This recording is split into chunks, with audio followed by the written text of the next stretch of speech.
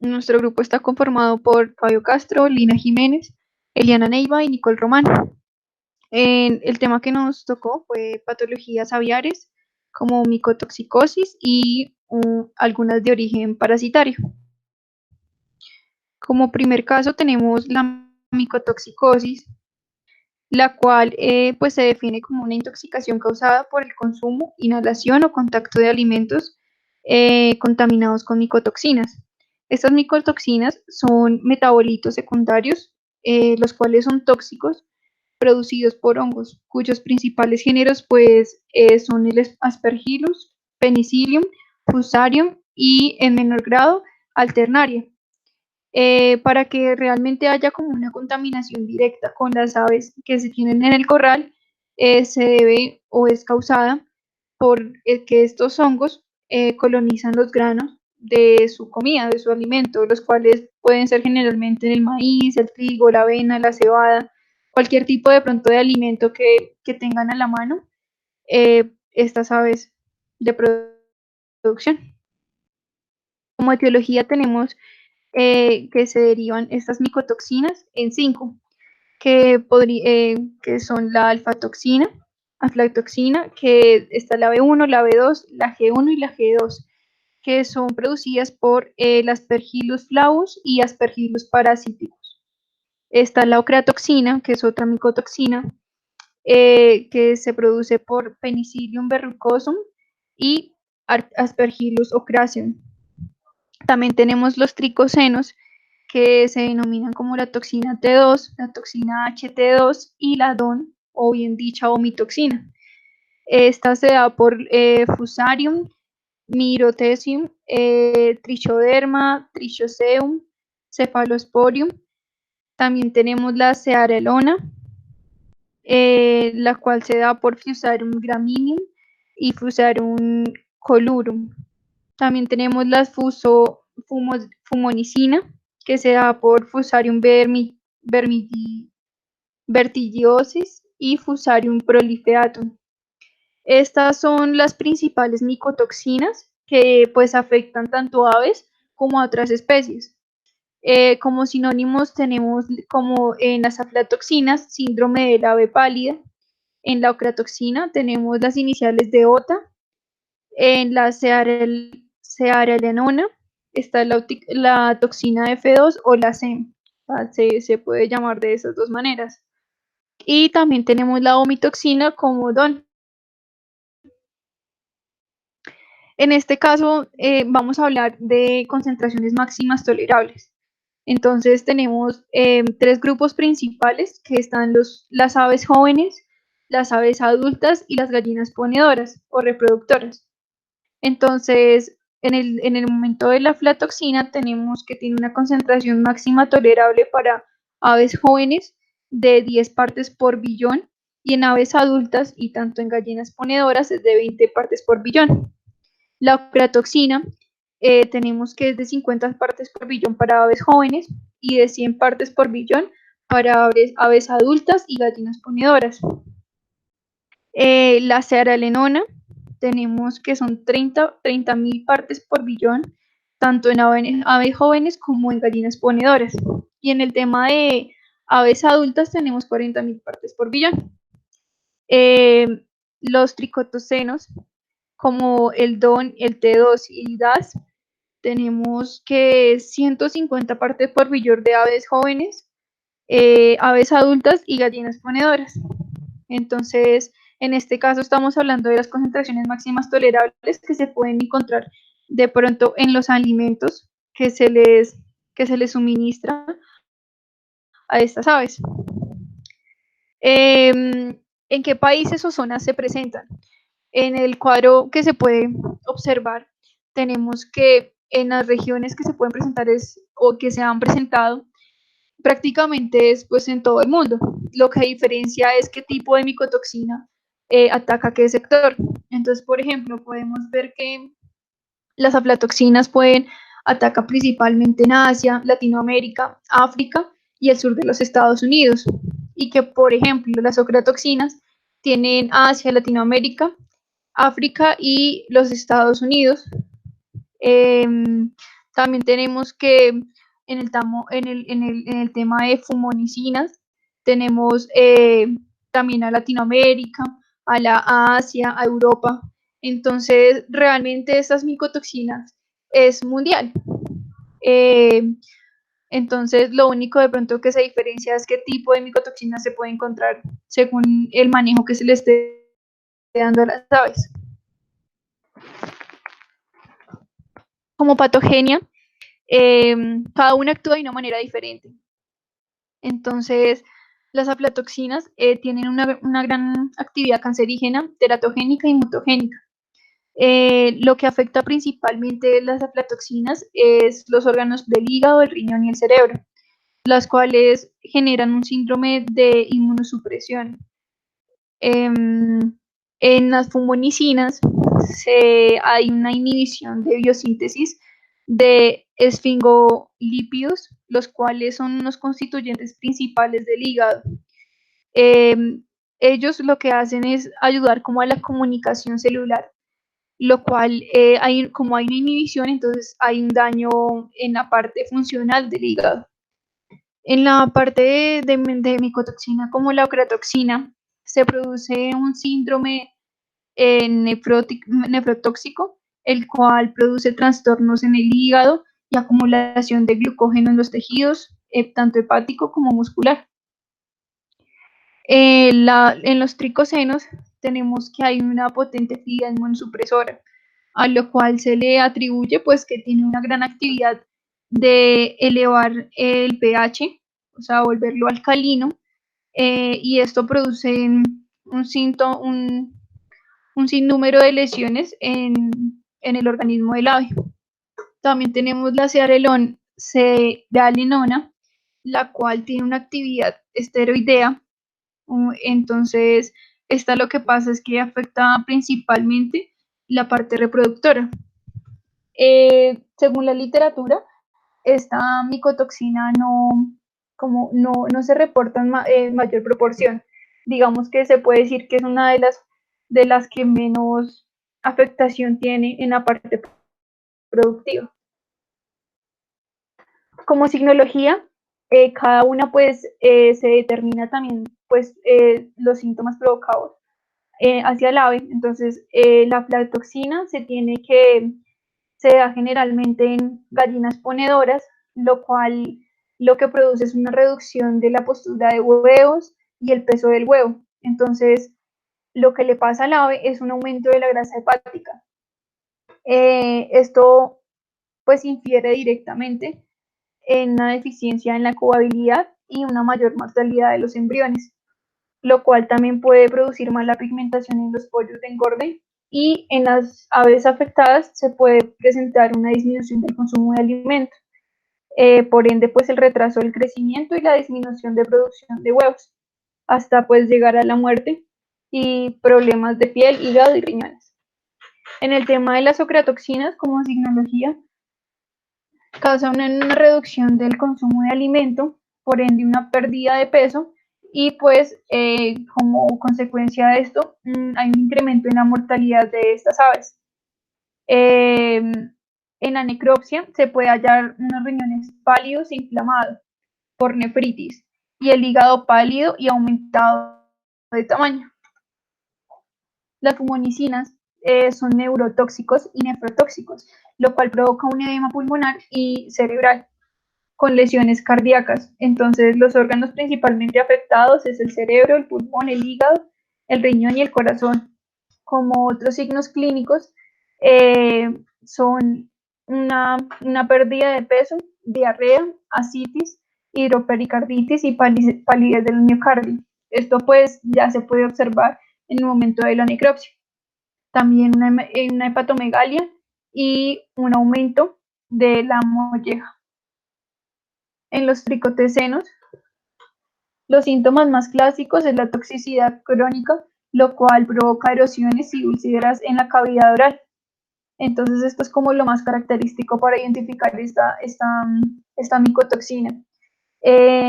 Normalmente las anomalías se dan también en emplume, cuando son pollitos, cuando son jóvenes, y más o menos se da hasta la tercera semana de edad, cuando tiene como esta contaminación por esa micotoxina.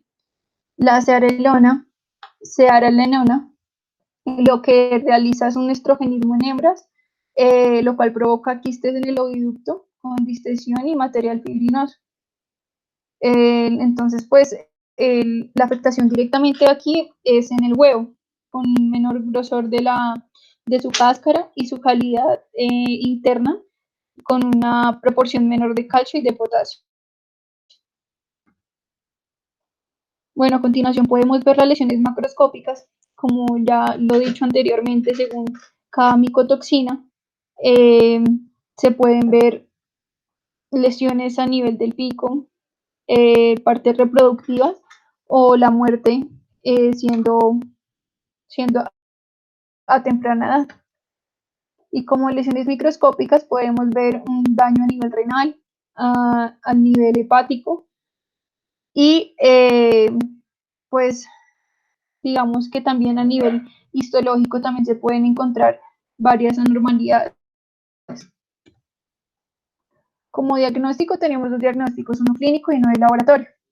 En el diagnóstico clínico podemos dar como diagnóstico pues las características físicas y reproductivas propias de cada micotoxina.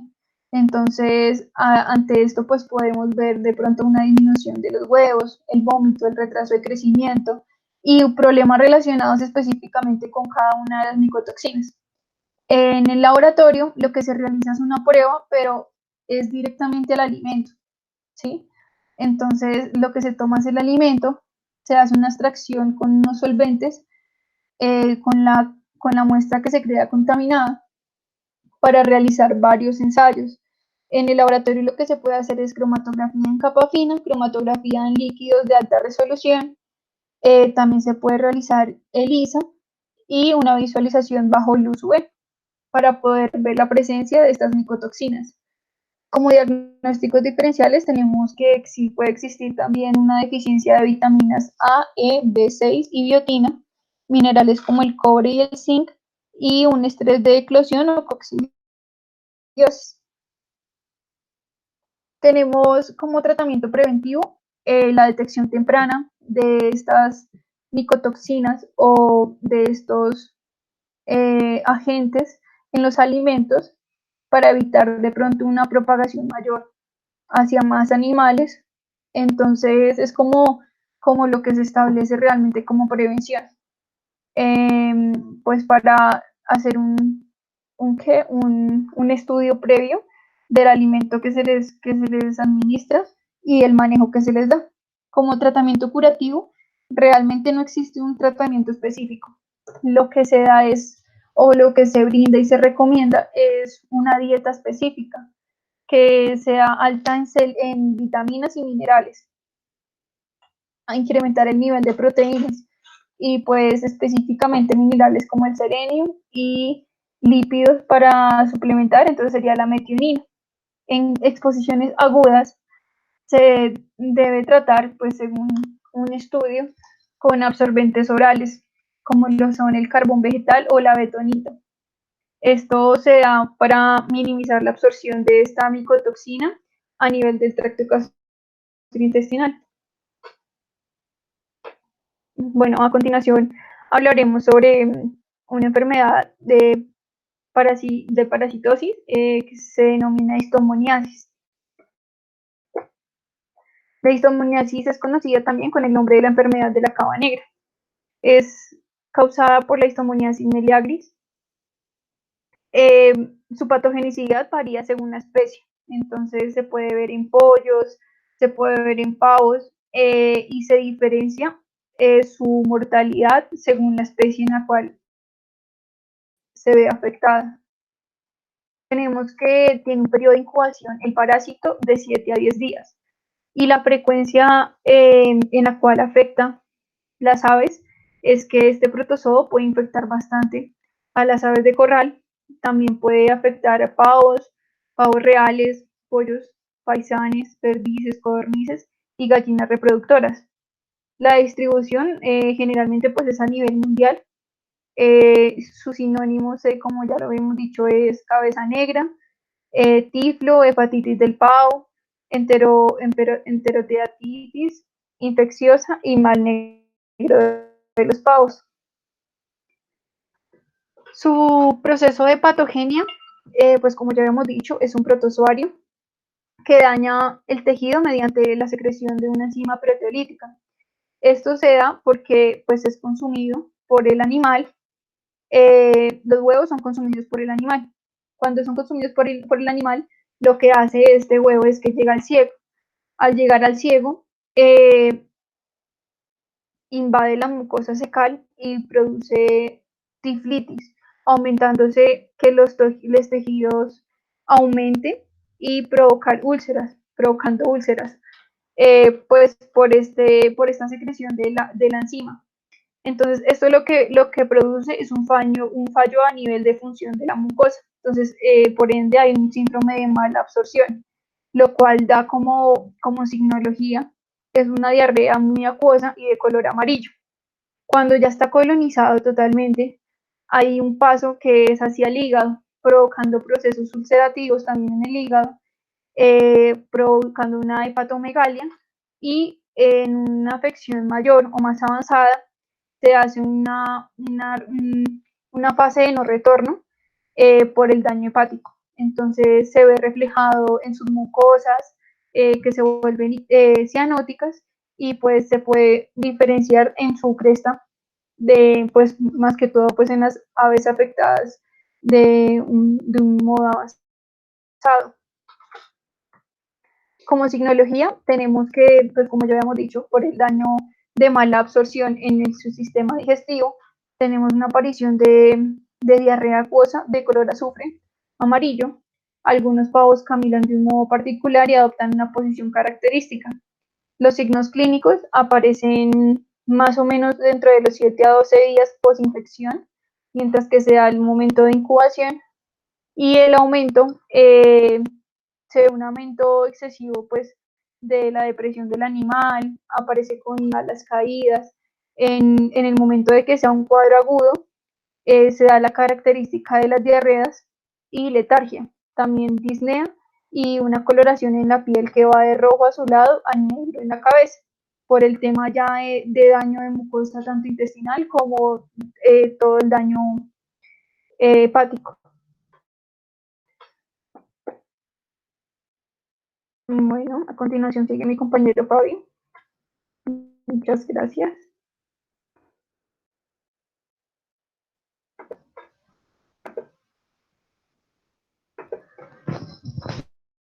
Y daremos la continuidad acerca de las lesiones de la histomoniasis. Tenemos que se pueden encontrar los ciegos hipertrofiados con núcleos gaseosos. Algunos pueden estar manchados de sangre. Se dice que si los procesos ulcerativos penetran la mucosa del hígado, se puede presentar peritonitis. También tenemos que se pueden encontrar hipertrofia del hígado con áreas necróticas circulantes que van desde un color amarillo a un amarillo verdoso. Histológicamente se pueden observar granulomas coalescentes multifocales, también se pueden encontrar trofosocitos pálidos eosinofílicos y tenemos que en algunos órganos de los pavos se pueden presentar algunos puntos blancos como lo son el pulmón y el riñón. También se pueden apreciar en algunos cortes la presencia de estos parásitos, hiperemia con hemorragia y entre otras lesiones. Siguiente.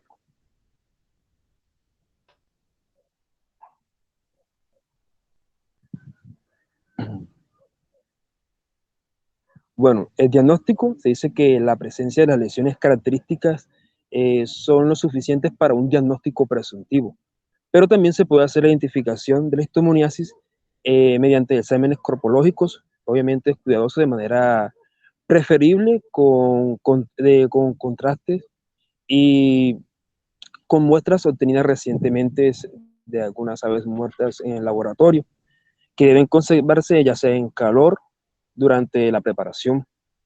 También se puede hacer también lo que son cultivos in vitro de histomoniasis y el diagnóstico debe hacerse, digamos que asertivo con una prueba cropológica con heces frescas. También pueden ser digamos, como que exámenes de necropsia con las lesiones típicas en el ciego y en el hígado.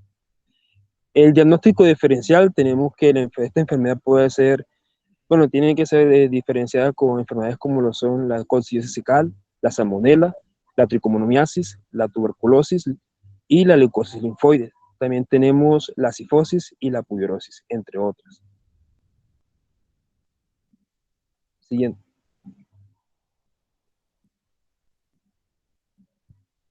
Bueno, en cuanto al control y la prevención, se dice que, digamos que se recomienda una higiene muy rigurosa de la remoción de las heces de los pavos en los pisos, varillas para las jaulas y un aislamiento de las aves que presentan esta enfermedad.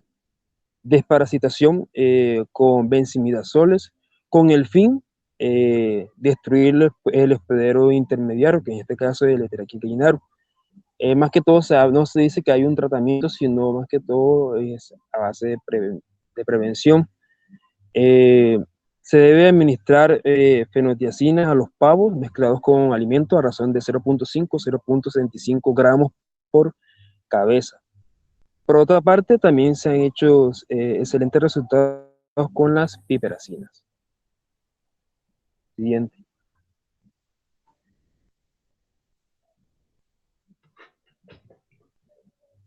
Bueno, tenemos ahora la tricomoniasis.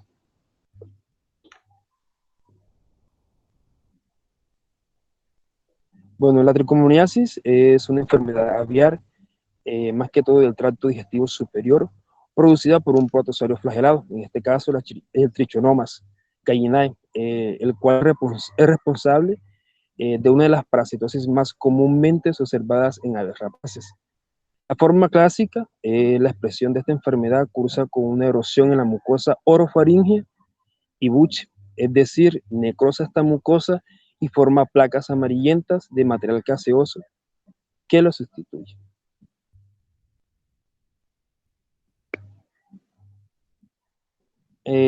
La etiología de esta enfermedad, tenemos que la tricomoniasis aviar está causada por el Trichonomas gallinae, como vimos anteriormente, el cual es un protozoario flagelado cuya forma varía de piriforme a redondo.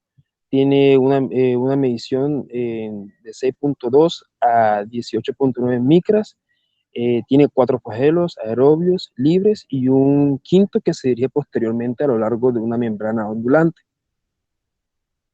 Un axostilo que se extiende a lo largo del eje longitudinal de la célula y sobresale del extremo posterior con 1 a 2 micras de longitud. Puede observarse varios cuerpos citoplasmáticos que pueden variar dependiendo del medio en que el organismo crezca. Siguiente.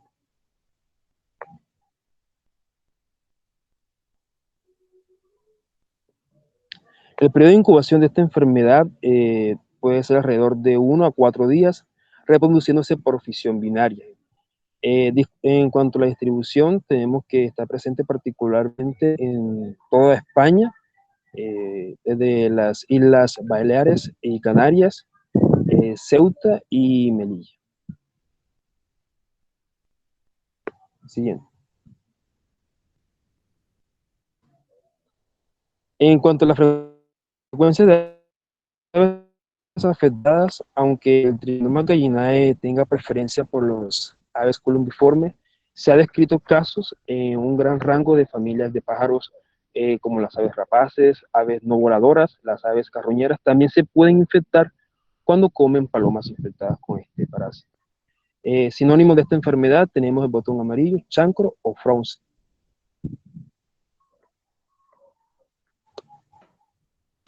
Siguiente. Bueno, signología.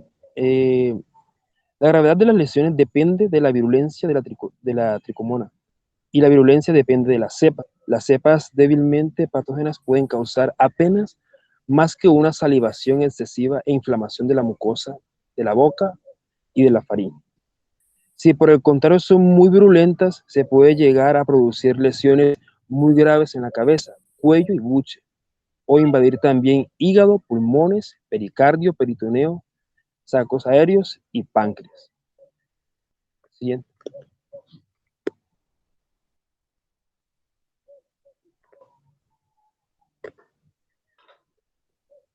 Síntomas. Al término de una semana, las aves infectadas se ven como apáticas y se aíslan, con las plumas erizadas y con trastornos generales en la digestión, que nos dan diarreas y adelgazamiento, siendo esta diarrea generalmente viscosa y de coloración verdosa, disminuyendo.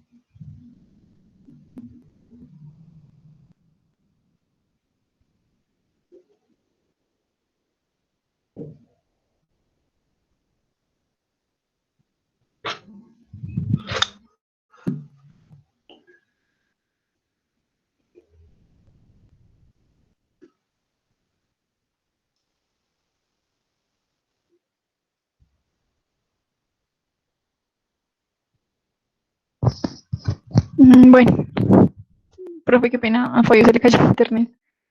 Voy a seguir con lo que él estaba.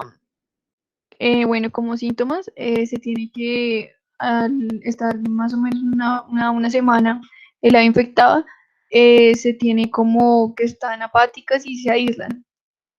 Eh, Se les da como un tipo de diarrea y a cuestión de esto, pues se les da adelgazamiento de las aves, siendo la diarrea normalmente viscosa y de color verdosa, disminuyendo su apetito y a la vez aumenta como la cantidad de agua que ingieren, que es como lo único que ingieren en ese lapso de tiempo. Normalmente existen tres formas de la enfermedad. La primera forma es que se da en la garganta, por eso se le denomina botón amarillo. Es la más común y pues incide más que todo en pichones o en pájaros pues jóvenes, como se le dice normalmente. Aparecen placas amarillas, caseosas, que son focos purulentos de consistencia dura, que se ubican cerca al paladar y dificultan para alimentación y para beber. De la segunda forma se llama forma de ombligo, por eso también se le dice onfalitis necrosante. Esta forma también se le da a los pichones de nido cuando los padres los alimentan, entonces en el momento de alimentarlos se ven infectados por los trichomonas. Entonces esto lo que hace es una contaminación propia del nido, o sea, en todas las aves que están en el nido, y luego se le transfiere por medio del ombligo al pichón. Y la tercera forma es la forma orgánica.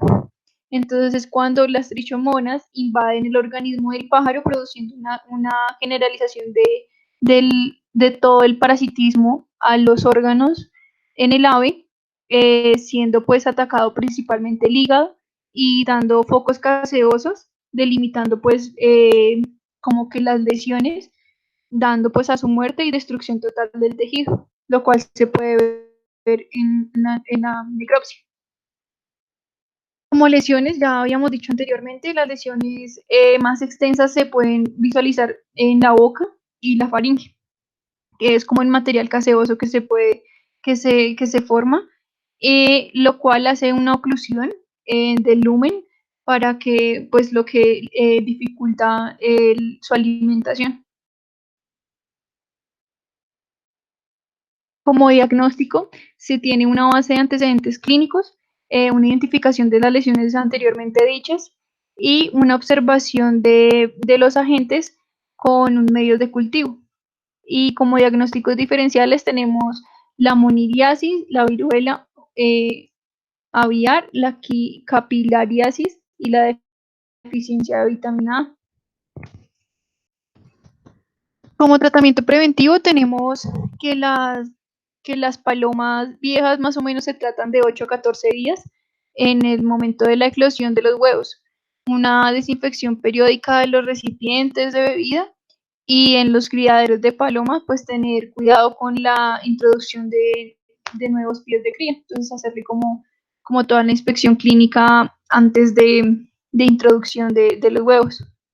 Como tratamientos curativos se tienen los medicamentos contra trichomonas con principio activo de nitromazoides que pueden ser utilizados pues como el metronidazol, el carnizadol y el ronidazol.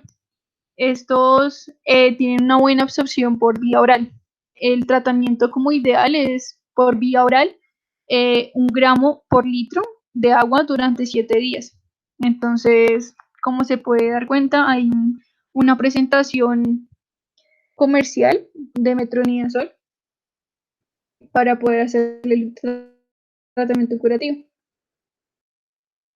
Bueno, eso es todo. Muchas gracias, profesor. Continuamos con coccidiosis.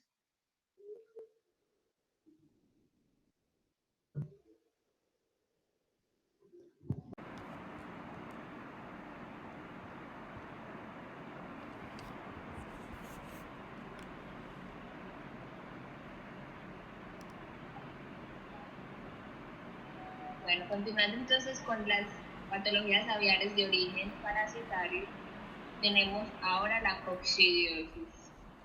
La coccidiosis aviar es una enfermedad parasitaria de importancia mundial en la avicultura debido al daño tisular en el intestino que hace que altere la absorción de nutrientes y eso afectando el desarrollo y el crecimiento de las aves en producción. Etiología. La coccidiosis es una enfermedad causada por un protozoario intracelular obligado que se replica en el epitelio intestinal del hospedador y produce diferentes grados de enteritis de acuerdo a la especie. Dentro del género Hymneria se reconocen 7 especies que pueden afectar a la producción avícola. Entre ellas está la Hymneria acerbulina, Hymneria tenella, Hymneria necatrix, Hymneria brunetti, Hymneria maxima, Hymneria mitis e Hymneria praecox. También es conocida como coccidiasis, enfermedad de la coccidia o síndrome de la Hymneria. Episodiología. En este cuadro podemos observar cuáles son, digamos, las diferencias dentro de las especies de Hymneria que pueden afectar a las aves de corral o a las aves de producción. Bueno, entonces tenemos que para el periodo de incubación, este va relacionado directamente con el ciclo de vida, que no es demasiado largo. Entonces, va de manera general entre 4 y 7 días y pues se distribuye de días de acuerdo a la especie de Hymneria que sea la que esté infectando a los animales. En este cuadro podemos observar el número de días que se demora el ciclo de vida aproximado de acuerdo a la especie de Hymneria que esté infectando a los animales. Transmisión. La transmisión puede ser de manera directa, que es mayoritariamente vía fecal, que es por la ingestión o el contacto con bacterias fecales de animales infectados. O también podríamos tener una transmisión mecánica o indirecta por medio de artículos implementados dentro de la producción, ropa de los empleados y cualquier otro insecto que llegue a los corrales. En la especificidad tenemos que las coccidias o el género Hymneria tiene una alta especificidad. Entonces se dice que la posibilidad en el hospedador es de que las especies de Hymnerias presentan un marcado estenocenismo, que es decir, que son estrictamente específicas para un hospedador. Inmunológica es de que la función obtenida de una especie de Hymneria no necesariamente protege frente a otras especies. O sea que si yo ya tengo, bueno, no sé, el animal tiene una preinfección con alguna de las otras especies de Hymneria, no quiere decir que va a tener una inmunidad frente a otras especies. Y la localización también es bastante específica de acuerdo a la especie de Imeria que esté por necesitar. El ciclo de vida de la Imeria, en general como tal, inicia desde la ingestión de lo que es esporulado en el estómago por los ácidos, se desenquista y libera el ooquiste. Luego el ooquiste, el quiste pasa a esporocistos, el esporocisto libera los esporozoitos que van a pasar a ser estrozoitos, que son los que la fase infectiva, que van a afectar las células intestinales, donde van a migrar a trofozoitos, luego a esquizoontes, y el esquizoonte va a liberar los merozoitos, que son los que van a iniciar la fase sexual o reproductiva, convirtiéndose en macro y microgametos, luego en ooquistes inmaduros, ooquistes eliminados por la materia fecal, y luego se van a encapsular o esporular en el medio ambiente para iniciar nuevamente el ciclo. Bueno, dentro de la distribución tenemos que las coccidias son un género cosmopolita, es decir, que está distribuido a nivel mundial, sobre todo en los lugares donde son pioneros en producción avícola. En las especies afectadas, dentro de las aves más comunes que tenemos, son las palomas, el gallo doméstico o gallinas domésticas. También se dice, según la literatura, que se ha relacionado especies de Imeria en la perdiz griega. Y pues no hay que descartar a los humanos porque es considerada una zoonosis. Bueno, es la patogenia. La patogenia también va ligada, estrictamente relacionada con la especie de Imeria que está infectando. Entonces tenemos que la gravedad de la infección intestinal causada por el género Imeria vendrá determinado por diferentes variables o factores como: uno, la edad, que si mal no recuerdo está afectada mayormente a animales jóvenes. Como segundo factor tendríamos el estado sanitario inmunitario del animal, el número de ooquistes ingeridos, que esto va a ir relacionado a qué tanto va a ir afectado la mucosa epitelial. Y por último, la especie de Imeria implicada, que como ya dije, hay especies que pueden ser altamente patógenas y otras que no tanto. Y bueno, las especies más patogénicas se localizan directamente en la mucosa intestinal. Sinología.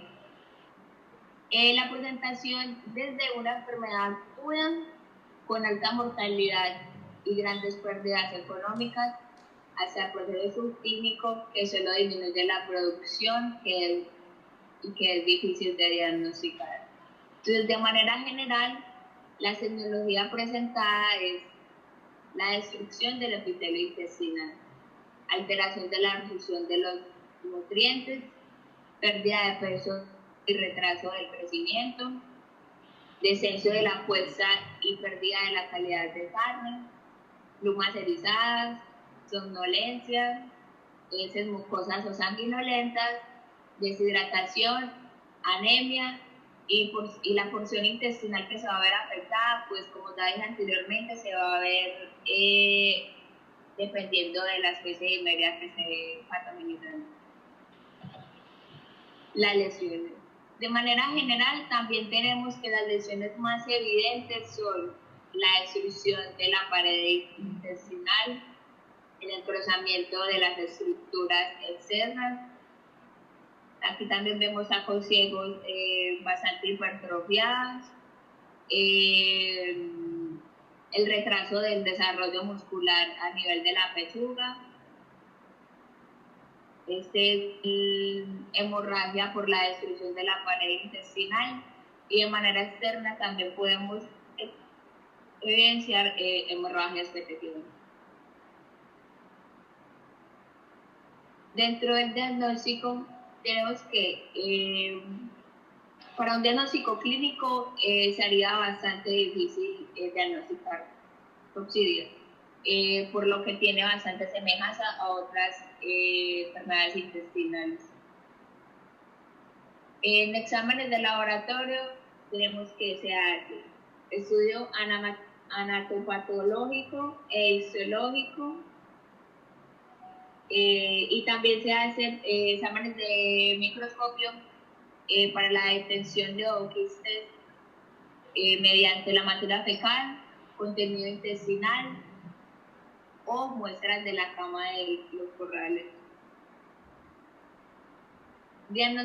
Como diagnóstico diferencial tenemos que están las enteritis ulcerativas o hemorrágicas, o infecciones por otros protozoarios, intoxicaciones alimenticias y enteritis de otras etiologías diferentes, como por ejemplo bacterianas.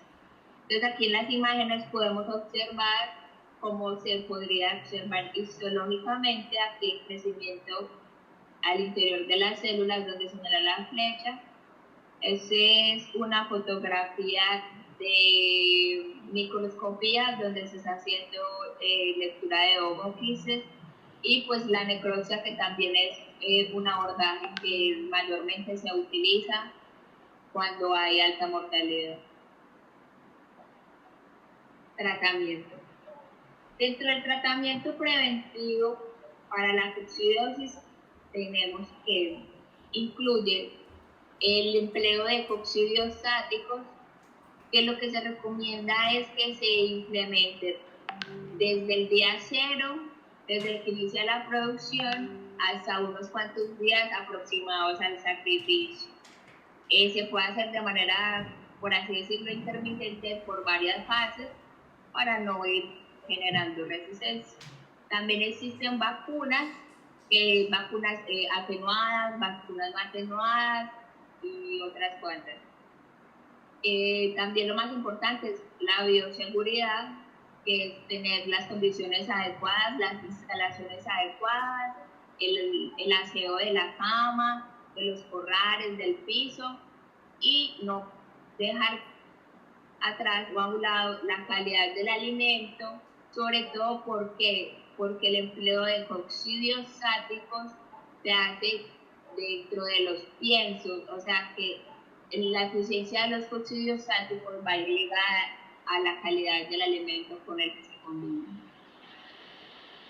Como tratamiento curativo, ya en caso de tener brotes de coccidia, tenemos que para las aves individuales se puede hacer el uso de sulfonamidas, como cuáles: la sulfaquinoloxacina o la sulfametacina, a dosis de 1.5 ml por kilogramo de peso al día por 4 días, tratamiento individual. Eso en gotas sería una administración aproximada entre 30 gotas por animal.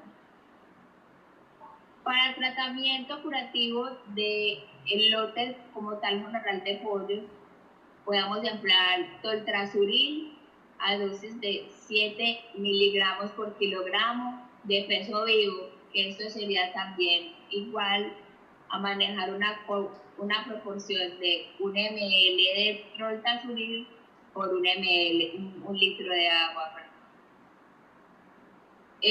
También encontré en varias literaturas que recomiendan la suplementación con vitamina K para contrarrestar las hemorragias que se pueden presentar por el daño del epitelio intestinal, y también suplementación con vitamina A.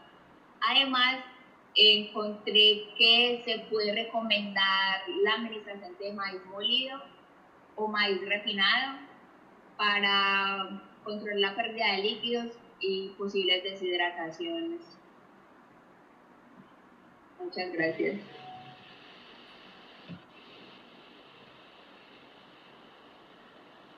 Bueno, ya continúa la compañera Mariana con su temática.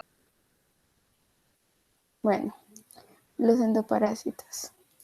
Bueno, los endoparásitos, o también conocidos como parásitos intestinales, son aquellos que viven en el aparato digestivo de nuestras aves o de pues, muchas especies, pero esta vez específicamente en nuestras aves. Ellos pueden clasificarse en 3 grandes grupos, según el aspecto que presentan las formas adultas, cuando se encuentran en el intestino de los animales. Están los nemátodos, los cestos y los protozoos. Tenemos, comenzando así por los parásitos, en este caso los cestos. Tenemos aquí los Davainidae, son de esa familia, y del género Railietina sp. Y también tenemos los Davainea sp. En este comenzamos con los Railietina sp, que nos dice que son gusanos intestinales bastante frecuentes en aves y sobre todo si se tiene acceso de estas aves al exterior. Ellos se ubican en el intestino delgado. Llegan a medir hasta 13 centímetros de largo, de 1 a 3 milímetros de ancho, consta de una cabeza. También tiene numerosos ganchos, varias ventosas para prenderse en la pared intestinal y las cuales también están dotadas de ganchitos. Bueno, tenemos aquí el ciclo biológico. El ciclo biológico comprende, digámoslo aquí, una gallina o un ave contaminada por este parásito Railietina sp, defeca el prolgótico gravito en las heces y ya lo que son, ya sean estos insectos, escarabajos, moscas, hormigas, lo van a consumir. Al consumirle, estos se van a infectar. Bueno, ¿estos quiénes son? Son los huéspedes intermediarios. Este ciclo es indirecto, lo cual dice que necesita de unos huéspedes intermediarios para que el ave se pueda contagiar. ¿Cuáles son estos huéspedes intermediarios? El escarabajo, la mosca y la hormiga. Entonces, ellos lo consumen y ahí se va a desarrollar el cisticercoide. Entonces, la ave va a consumir el insecto y se va a infectar. Entonces ya este entra a través del pico de la gallina, pasa a nivel de intestino delgado, se convierte en un cesto adulto y otra vez a nivel del tracto digestivo, ya llega lo que por medio de las heces va a ser expulsado y vuelve otra vez de nuevo al ciclo. Sale en forma de prolgótico gravito en las heces, igual vuelve a ser consumido por estos huéspedes intermediarios y otra vez puede volver a contagiar otras aves. Los signos y síntomas que presentan estas aves serían diarrea, en algunas veces sanguinolento, ya cuando se presenta en estado adulto, en estado agudo. También presenta caquexia, anemia en fase crónica. Ya en lo que es la necropsia, podemos observar hemorragias de variada intensidad en la mucosa intestinal, ya sea una enteritis hemorrágica catarral o en los propios parásitos también se pueden observar, ya sea manipulándolo macroscópicamente. El diagnóstico, bueno, el diagnóstico se lleva a cabo por detención de proglotis grávidos en las heces o a simple vista se pueden observar o incluso con el microscopio.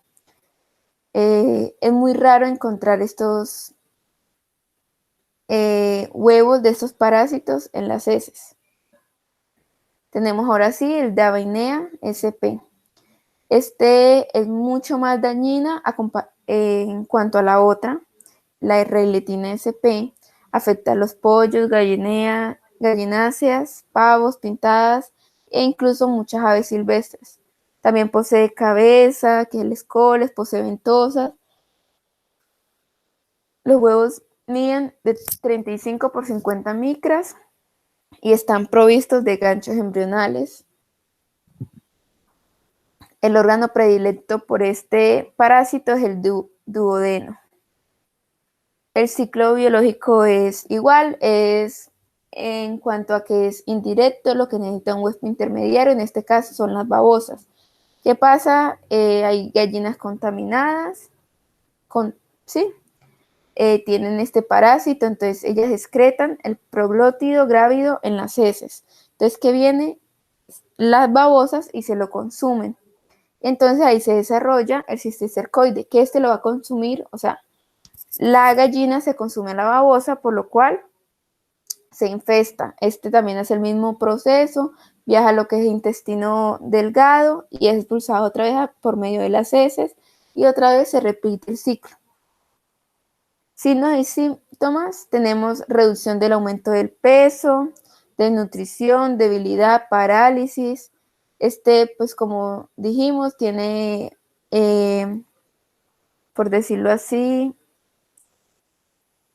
o sea, más que todo está ahí en el duodeno. La gran mayoría de estos parásitos se encuentran en el duodeno. Y tiene esta capacidad de penetrar al interior de las vellosidades intestinales. Un gran número de estos parásitos pueden causar necrosis y enteritis hemorrágica. Para el diagnóstico también se lleva a cabo una necropsia.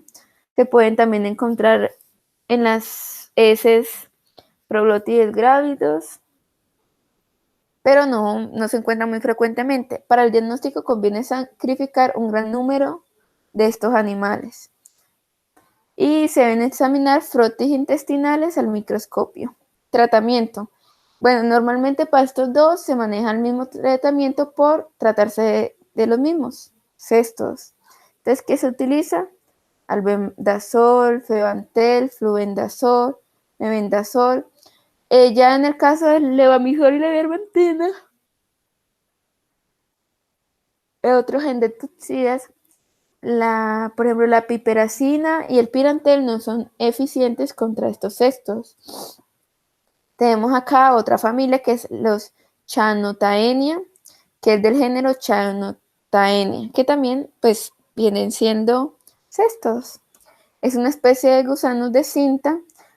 También son parásitos gastrointestinales, afectan pavos, pollos, gallináceas domésticas y también aves silvestres. El ciclo biológico, bueno, el ciclo biológico es muy parecido al de los otros. Ya daba a esos dos y lo mismo, o sea, salen los proglótidos en las heces, necesita un huésped intermediario y sigue lo mismo. La patogenia dice que con las heces de aves llegan al exterior los proglótidos de aves cargados de huevos. Estos proglótidos son capaces de trepar en la vegetación por 10 centímetros por contracciones de la musculatura se liberan los huevos. Estos son ingeridos por los hospedadores intermediarios, en cuyos se desarrollan los cisticercoides, que esto pues también vendría en base a lo del ciclo biológico. Entonces, las aves infectan al ingerir moscas, escarabajos y periodo de prepotencia de 2 a 3 semanas. Signos y síntomas: disminución en el tiempo de desarrollo y crecimiento. El diagnóstico se lleva a cabo por detención de proglótidos grávidos en las heces. Debe hacerse en heces frescas, pues los proglótidos tienden a migrar rápidamente al exterior de las heces. Los proglótidos pueden colectarse por el método de flotación y también se aplastan, obtener los huevos para el diagnóstico. En las heces apenas se detectan huevos libres, pues la mayoría pertenecen al interior de las pruebas. Los adultos pueden detectarse tras necropsia en forma de proyecciones blanquecinas en las vellosidades del duodeno. Tratamiento. Pues también se trabaja con antihelmínticos como el albendazol, febendazol, febantel. Y aquí otra vez dice que el levamisol y la ivermectina pues obviamente no son eficaces contra estos cestos. Venimos ahora con el grupo de los nematos. Aquí tenemos el Heterachidae, que es otra familia, y tenemos un género Heterachis, gallinario en específico. Entonces, ¿estos qué hacen? Ellos parasitan específicamente lo que es el ciego de los gallos, gallinas, patos, pavo real, pavos, gansos y otras aves. Son parásitos gastrointestinales. La enfermedad como tal se denomina heteraquiasis. Posee 3 labios, el esófago se ensancha formando un bulbo posterior, tiene espículas asimétricas y poseen alas caudales especialmente grandes en los machos. Tenemos el ciclo biológico. Prácticamente aquí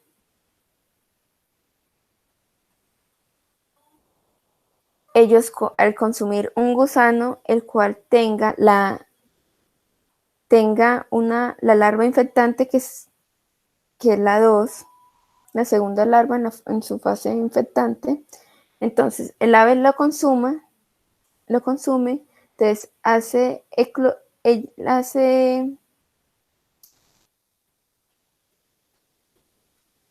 lo consume, él hace eclosión de segunda larva en bucho molleja, entonces ya viene a los intestinos, a la parte del ciego, el nematodo adulto va a provocar lesiones y sale el huevo, ¿verdad? Y sale el huevo con la segunda larva, que es la fase infectante.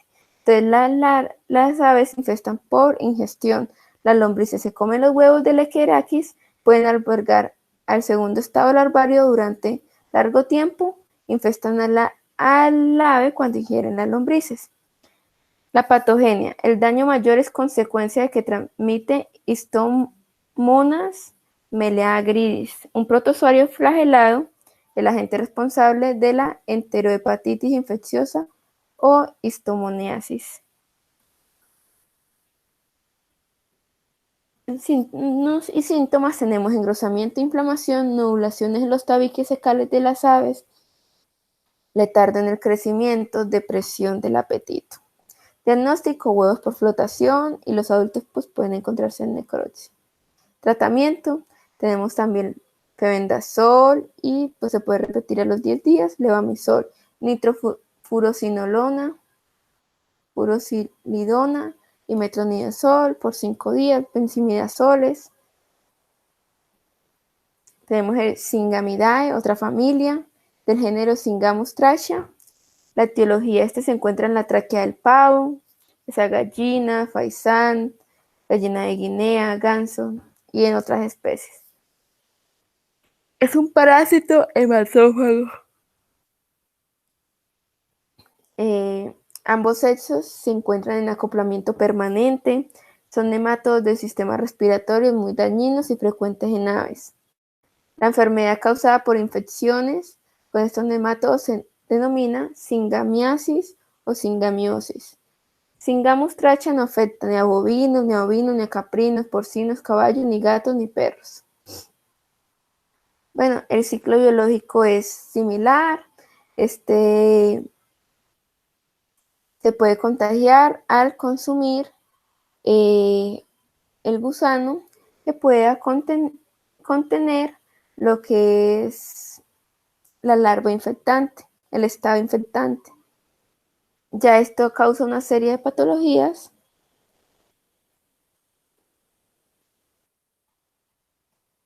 Bueno, la patogenia es altamente patógena en aves de cría tradicional, sobre todo en animales jóvenes. El riesgo es mayor si tienen acceso a un hábitat húmedo en los que proliferan vectores. En países de clima frío, las infestaciones dan fundamentalmente durante el final de la primavera y el verano, cuando pues ahí aparecen otra vez lo que son los vectores, que estos son los que pues causan estas infecciones. Si no hay síntomas, como ya dijimos, este es un parásito que se mantiene más que todo a nivel de la tráquea. Entonces, el hecho de que que se acumulen muchos parásitos ahí, pueden obstruir la vía respiratoria. Lo que puede hacer o puede ocasionar es la muerte del animal. Bostezan a continuo, sienten sofocación por la falta de aire, siempre hacen como el bostezo, como queriendo expulsar estos parásitos que están en la tráquea. Diagnóstico: puede confirmarse Aves jóvenes por observación directa en la tráquea de los gusanos adultos, mediante la detección de huevos durante el moco traqueal en las heces tras flotación. Tratamiento: febendazol, nitrofuranilona, metronidazol y benzimidazoles.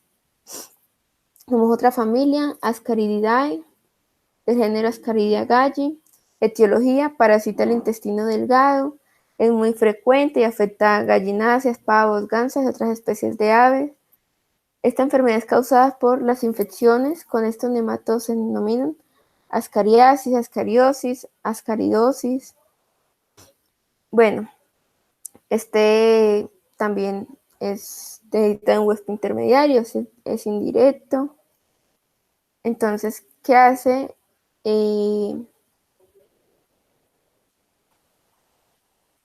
La cucaracha tiene la larva infestante en los tejidos. Entonces, que viene la gallina se come la cucaracha. Entonces hay liberación y migración de la larva infectante hacia los ojos. También hay huevos a través del tracto digestivo, dejan los huevos a través del tracto digestivo y al defecarlos sale el huevo con la primera larva, que se lo consume, lo que es la cucaracha, y esa cucaracha vuelve y así contagia a la gallina o gallinacia, lo que sea. Patogenia. El daño mayor lo causan las larvas en el periodo de invasión de la mucosa intestinal. Puede darse hemorragia, enteritis, y las aves sufren de anemia y diarrea que causa debilidad y desnutrición. Pero también los adultos causan daño, compiten por nutrientes, pueden causar daño mecánico a la pared intestinal y pueden obstruir el intestino. Signos y síntomas, pues hay anorexia, pérdida de peso, debilidad, materia fecal poco consistente, sed intensa, anemia, plumaje opaco y erizado.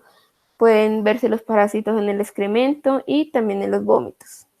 El diagnóstico se lleva a cabo por detención de huevos en las heces mediante el sistema de flotación. Tratamiento: levamisol, piperacina, ivermectina. Se puede hacer un tratamiento alternado con los medicamentos anteriores cada 30 días para no crear un acostumbramiento. El levamisol es un excelente inmunomodulador, estimulante de las defensas, por lo tanto, cada vez que vacunemos contra neoclastes se hace imprescindible su utilización.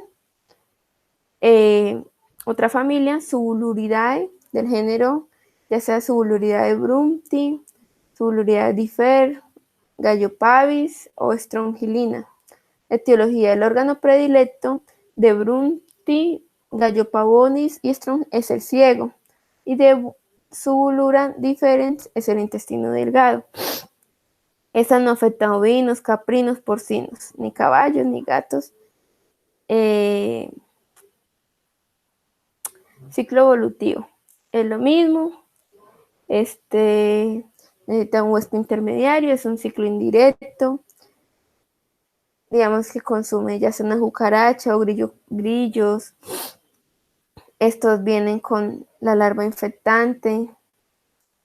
Lo ingieren. Al ingerirlo pasan 4 o 5 horas que penetran en la pared intestinal y muda final a los 18 días después de la infección y salen en los excrementos con este parásito y esta larva infectante. Esta larva infectante es consumida por la cucaracha y vuelve otra vez, se repite el ciclo. La patogenia. La infección puede persistir hasta 8 meses.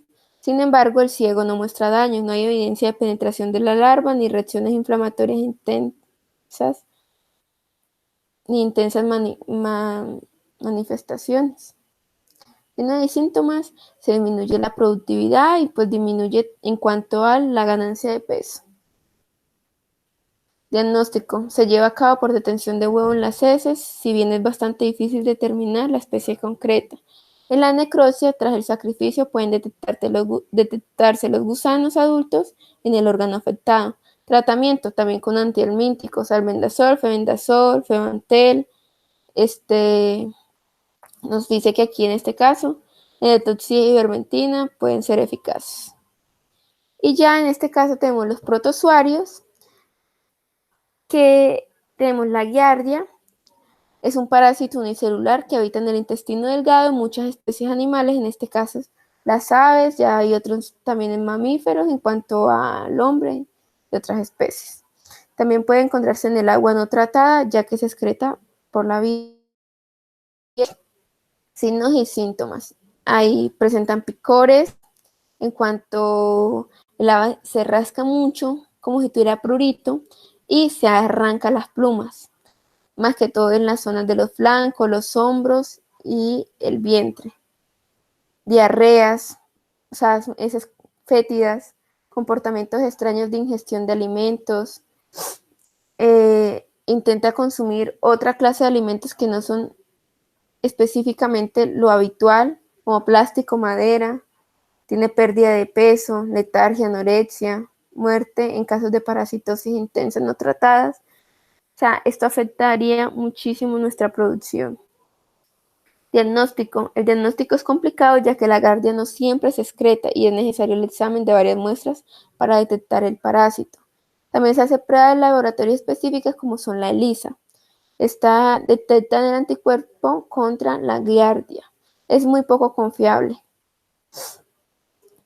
Bueno, tratamiento, existen varios antibióticos, más que todo se maneja lo que es el metronidazol.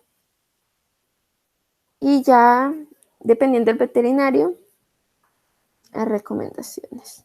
Prevención y control. Bueno, ya la prevención y control va en cuanto a todo. ¿Por qué? Porque es muy importante tener en cuenta que hay que tener como primera barrera una buena vacunación en cuanto a nuestros animales. Ya siguiendo de eso, la desinfección. La desinfección es muy importante.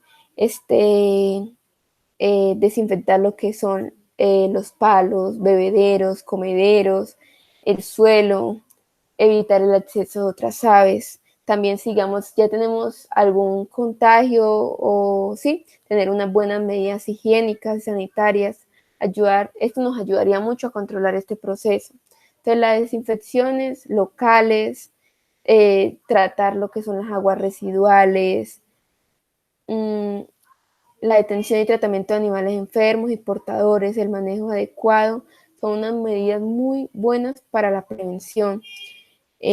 También otro sería como escoger un buen terreno, tratar de que no sean zonas húmedas o anegadizos, conservar seca la cama, no mezclar animales de diferentes edades, tratamiento preventivo de las edades, pisos de cemento o alambre. También más que todo en cuanto a la personal de visita, tener muy en cuenta eso, que pasen el periodo, que tengan ese periodo de cuarentena, por decirlo así, que deben tener las personas antes de ingresar a la granja, ya si vienen procedentes de otras granjas, para evitar esta parasitosis. Bueno.